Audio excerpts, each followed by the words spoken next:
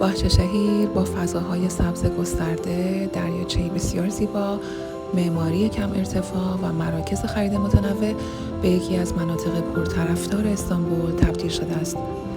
بسیار نزدیک به مراکز خرید مشهور در غرب استانبول و آکباتی، در محدوده پروژه کانال استانبول، در فاصله 15 دقیقه‌ای از فرودگاه و نزدیک به تمامی امکانات شهر.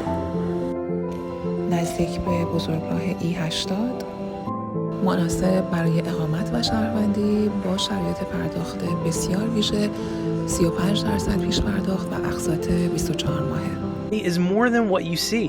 The project is only 1 kilometer away from Kanal Istanbul, so the investment value of the apartments is increasing day by day due to their proximity to Kanal Istanbul project. And it is around 15 minutes away from the famous Akbari Mall, Prestige Mall, and the City Bazaar. As for services and convenience, you can easily find many supermarkets, schools, universities, like Istanbul Cerrahpaşa University.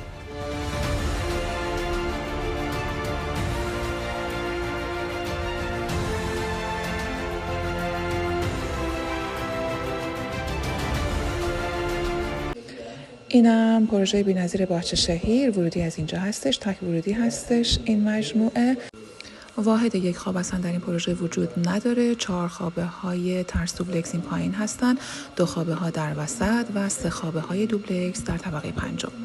بریم سراغ بلوک های دیگه. اینجا پارکینگ سرپوشیده و پارکینگ سرباز رو میبینید. بلوک های دیگه فقط واحد های 2 خواب و 3 خواب هستند که واحد های 2 خواب رو به باغچه پشت و واحد های 3 خواب رو به باغچه های داخلی هستند.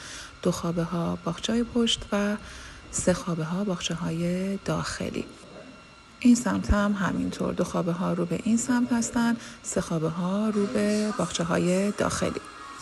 پایین تر که میریم باز هم پارکینگ های سرباز رو میبینید و امکانات ویژه این پروژه شامل زمین بازی کودکان، زمین بسکتبال، استخر روباز و محل های استراحت و لذت بردن.